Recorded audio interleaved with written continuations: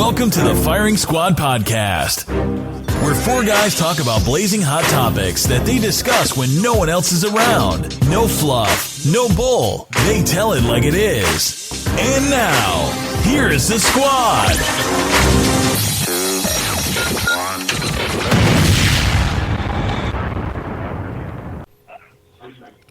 Yo, what's up, people? This your boy Ham, and we're back again with another episode of Firing Squad Podcast. We got the normal suspects, the usual suspects, rather. I got your boy Lance in the studio. Yo. Got Creek. What it do? I always got the pause. Coming in via satellite. And then we got Roper. We back. Yo, we got Lyles. What's good? And then we also bringing y'all somebody special who's a part of the cast in the the Firing Squad today. We got Miss Amber Candace Guyton, or ACG, whatever. Here she is. Well traveled. Yep. Back in the house. Yep, we had to talk her off a cliff. Is she the first? We had to talk her off a cliff. Is she the first repeat contributor? Yep. Yes. Yes, she is. Oh wow, your history. You just made history like the Gamecocks, Amber. Let's go ahead and get into that then. Yeah, my homegirl told me we were a bunch of chauvinists, and she'd be surprised if anybody ever wanted to come back on our show. So I just want to tell her to suck it. Yeah. So let's go ahead and get started. Wrong. Rope, you do your thing. Yeah, it's time to pay these bills. Cool. Entrepreneurs and business owners, the Featherstone Agency is giving away 60 coupons to save 60% off your business breakthrough package. Download the coupons now to save $240. This offer is a perfect combination of web development, graphic design, business coaching for entrepreneurs looking to take their business to the next level. Download your coupons now at fllc.co/firing squad. Again, that's fllc.co/firing squad, and get ready for your breakthrough. And the Firing Squad website will be ready real soon, so watch out for that. Watch out. And if you're not ready to level up your business, then why are you in business? So take advantage of the coupon. So you can hashtag entrepreneur on Facebook and how you grinding and not sleeping, but you really got 9 to 5. Website gonna be popping too. The website gonna be popping too. Yeah. Yeah, word on the streets that the website gonna be popping. Like better than what's that one where you get the viruses for clicking on the gossip? Oh yeah, talking about media takeout. Yeah, Media takeout. You can only check it on your phone because you can't get viruses on your phone. Yeah, we're gonna be leaking sex tapes, the whole 9 yards, everything, all that. Oh my god! All right, so let's start out with the Gamecocks. First of all, before we start, did anybody see that super chicken? Like that? Yes, that big ass chicken. That thing was huge as hell. hell. The Brahma chicken. It's called a Brahma chicken. What is it? What is it? No way that thing is It's called real. It's called a Brahma chicken. What is that Like though? the Brahma. They breed them. I don't know where. I can't remember where it is, but they breed them like that. Not to eat, right? Because You I don't can't want eat no that. parts of that. I would not eat that thing. No, you ate it before. You ate church's chicken. You probably ate it. No. It's up at the churches. Oh, I don't do crack or eat You know, churches. So. yeah, you go to churches and you get the 2 pieces, and them damn leg and thigh be like the size of almost a half chicken by itself. Like a human Come femur. on, man. That's what that is? Is that seriously what that is? It can't they're be. just from them pumping it with hormones. Man, that's the biggest chicken. It's probably worse than eating a Brahma chicken, actually. So, Man, that thing came out their hen house. Yeah. that thing came out the house like a grown man. It's a man in that. I think there was somebody in a costume. There was a man. little person in there. Yeah, it's a little person. That wasn't real, man. They woke. No way. So is anybody's bracket still intact? Somewhat. I don't fill one out, so I'll skip. Nah, they can't be. I don't feel one out either. Did you see that? They said that. Ain't no way. Did you see that? I guess it was at Warren Buffett. He had a competition with the employees, and if they picked all of the first round games right, only the first round, they got the whole first round correct, that they would win $1 million. And the dude missed because he didn't pick the Gamecocks to beat Marquette. That's just what he gets. Sorry ass. Sorry, boy. You ain't deserve $1 million. You deserve to be right where you at, working for Warren Buffett. So, that's a downgrade. So are we officially a basketball school? Yes. Yeah, we are. Hell yeah. In the spring. L to the yes. But because Oh, from what perspective? Because nuh-uh. basketball still does not mean as much as football. It doesn't. Exactly. And in terms of revenue and impact, it doesn't, because the success of the basketball team is great, but if the football team experiences the same success or anything close to, like, first of all, if our football team wins 8 games, it's going to be more hype than a basketball team going to the Sweet 16 to South Carolina people. Here's the thing, to Amber's point, I truly think that we have a unique fan base because we support anything that wins. Like, literally. Right. We have like a rabid fan base. Like, if you give us anything that puts a good product on the court or field, we're going to support it. Like, extreme. Yep. Whether it be baseball, whether it be soccer. Our equestrian team got the national championship. Anything. And I know that because I'm a Gamecock man. Which makes it attractive for coaches to come here because they know if they build it, we're going to come. Right. There's no other school where the students are aware that their equestrian team are multiple national champions. Multiple. Like, that's a fact. Right. Yeah. Can you imagine? I'm stunting on y'all. Man. I'm stunting on y'all on horses. I do believe we are a basketball school right now at this moment. We got women's and a men's basketball team in the Sweet 16, and we're the only one that can say that. We are a basketball school. We got to embrace it and ride with it until football season. We can switch it up. Let us mess around and make the Final Four, though. I'm telling y'all now, if we make the Final Four, I'm looting in 5 points. Like, I'm going to 5 points. I'm trying to flip some cars. Probably going to get a hernia. Yeah, I'm going to go to Arizona. I might go out to Arizona for that joint, man. And then I'm going to come back to 5 points and loot. Yeah, we make it to the Final Four, man. I might take off work, too. Let's drive. Make it a road trip. If I'm still in San Antonio, the Final Four is here next year. So, word. This year, I'll definitely be there next year. All right, we coming to the bungalow. Yep. So, all right. So I have a question for y'all. So we're talking about the Gamecocks. We'll get off the Gamecocks real quick because I know everybody don't want to hear us talk about sports. But what was that win over Duke the best feeling that you had as a Gamecock sports fan? No, it's when we beat number 1 Alabama on the football field. Exactly. That. Because we're a football school. Yeah.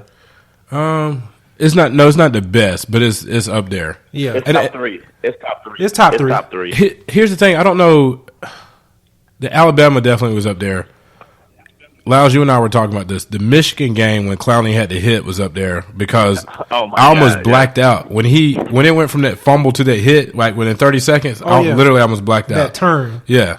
And then when you came back and got the help. Yeah, it was a setup too, because you remember before he got screwed on that 4th down call. Yeah, and he went vigilante. Where they gave them that first down when it was clearly they were short. And then Dylan came in off the bench. Cole threw that pass. Mm-hmm. Yeah, that's up there. That was a good one. And Also, the baseball team going back to back. What'd you say? That one baseball win where we won the extra innings. No. The first national championship, I may have cried during the first one. I definitely went outside and started running around the neighborhood. Yeah, because that was amazing. Yeah, that was amazing. So this is just a testament to our sports programs in general that we still have that much to talk about. Let us fuck around and win the damn football when it's a wrap. Right. Oh, that's definitely a wrap. Yeah. But I think we could be one of those schools that can be. I think we can get to that level where we're good in both sports. Where you know how when Florida was good, I'm not saying we're gonna win national championships. I'm just saying when their basketball team was good with Noah and all them dudes, and then like they had Tebow and all them dudes there too. Mm-hmm. I'm just saying you can be. I feel like we can get to the level where we're good in both sports. And I think it can happen because of social media and the connection these kids are having across sports lines. It's just not football players talking to football players or basketball players talking to basketball players. You got XT tweeting Zion and back and forth and people, If we get Zion, we basketball. I mean, that's going to be a wrap because he'll sell out the arena and depending on who's with him, it could be. We will have randoms taking all the tickets. Yep. Like coming from other places, like out of Columbia, just to see like regular season games. Yep. I might need to go ahead and try to secure that season ticket. Oh, as soon as he commit, you got to buy him that day. Yeah, that's going to be a wrap. You got to get you something. Even though you live in Texas, you got to get your season tickets if we get Zion. Amber, are you familiar? This is the true testament. Are you familiar with Zion Williamson? Yeah, I've seen on social media. Yep. Yeah, and then that dude got growth spurts ahead of him too. Zion Come on home, Zion. Come on, man, bro. You in Sparkle City too? All right. So to that, and we'll get into it. I guess on this part we're gonna go back. We're gonna do the round robin, kind of how we do it. We just throw out various topics and talk about what's going on because a lot has went on since the last time we were on. And one of the things that happened during the tournament, and specifically at the site where the Gamecocks was playing in Greenville, was there was a protest of a couple of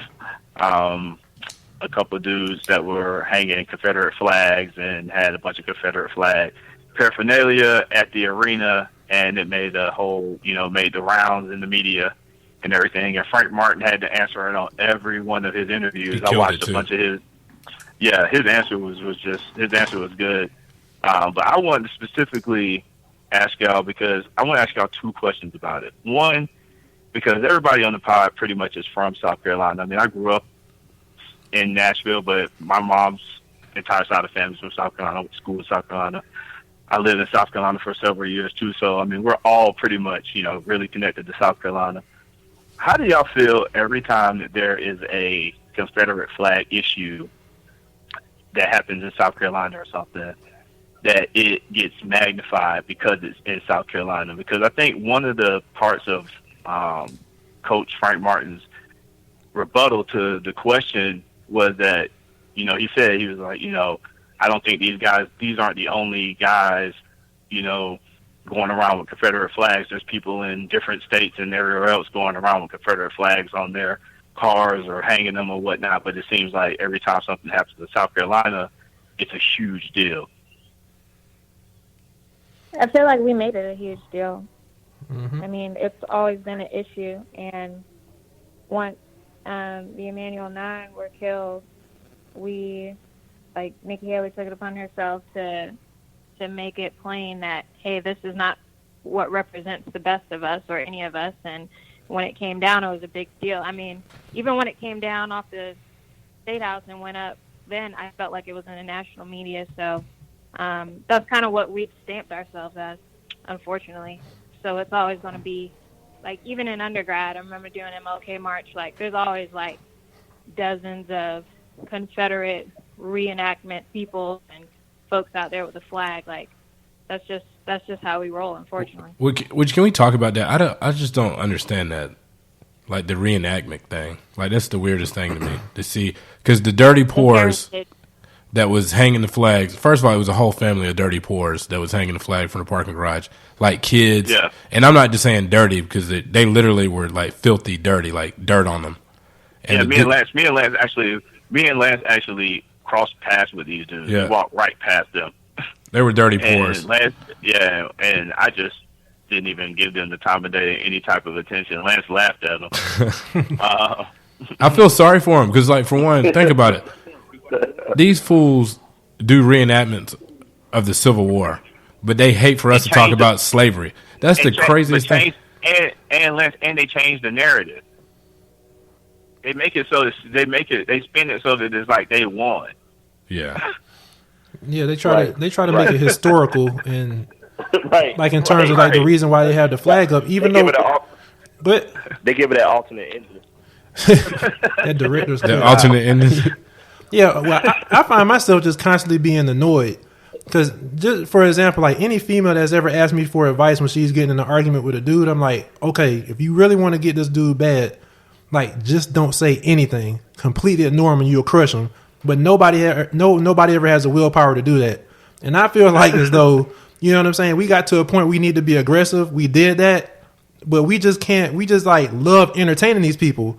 And just like Lance described them as Dirty Poors, I don't really feel as though they elicit enough, respect in any direction, respect or fear to get any attention in the first place. Well, that's the problem. They don't fear it. Before, the flag used to actually intimidate people. Now nobody's intimidated by them nor their flag. And they have to have security. I mean, they used to use it to terrorize people. But these clowns made First Take, and I'm pissed off that they made ESPN. I'm pissed. For real? Yeah. I just wish they could have just stayed in the parking lot. People be like, oh, that's what them dumbasses do. Let's watch basketball. But people still get, literally people still get upset. Why are you surprised as South Carolinians? But it makes us look stupid. People think our other states in our country think that we're just slow, dumb, and racist. And it's because when you see stuff like that in 2017, it just perpetuates it. But it's not just South Carolina.